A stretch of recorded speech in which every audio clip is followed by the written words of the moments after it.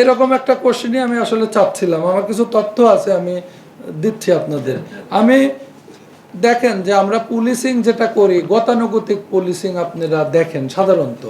আমি চেষ্টা করি যে পুলিশের বাইরেও অন্য আরও 3 ধাঁচের পুলিশিং যোগ করতে।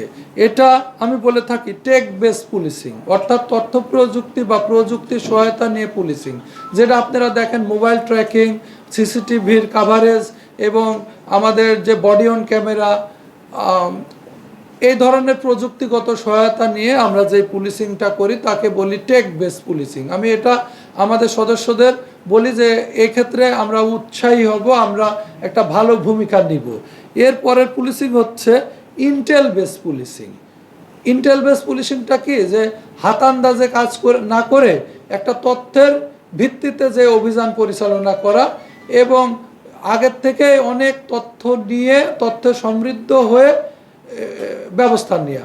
সেক্ষেত্রে মাদকের ক্ষেত্রেও হইতে পারে যে আপনার এই র্যান্ডম গাড়ি চেক না করে আপনি ইন্টেল নিয়ে সঠিক গাড়ি চেক করলেন, সেখানে আপনার সাকসেস রেটটা অনেক বেশি। এটা আমি অনেক গুরুত্ব দিই।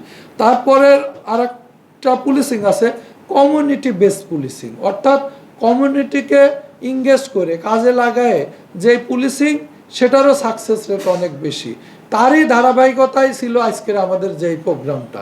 এটা ছিল একটা কমিউনিটি এঙ্গেজমেন্ট, কমিউনিটিটাকে কাজে লাগানো। সাংবাদিক নিঃসন্দেহে একটা বড় কমিউনিটি। এছাড়াও আমরা জানি যে আমাদের bit policing, community policing, open house day যেগুলি আমরা করে থাকি, এই জিনিসগুলিও কিন্তু কমিউনিটি বেস পুলিশিং। তো আমি আপনাদের আশ্বস্ত করতে চাই যে আমাদের গতানুগতিক পুলিশিং যেটা আপনারা দেখে অভ্যস্ত, এর পাশাপাশি এই 3 ধাঁচের পুলিশিং, অর্থাৎ tech base policing, community base policing এবং ইন্টেল বেস পুলিশিং, এটা যদি সফলভাবে এখানে আমরা করতে পারি তাহলে অবশ্যই আইন শৃঙ্খলা উন্নতি আপনারা দেখবেন। ধন্যবাদ।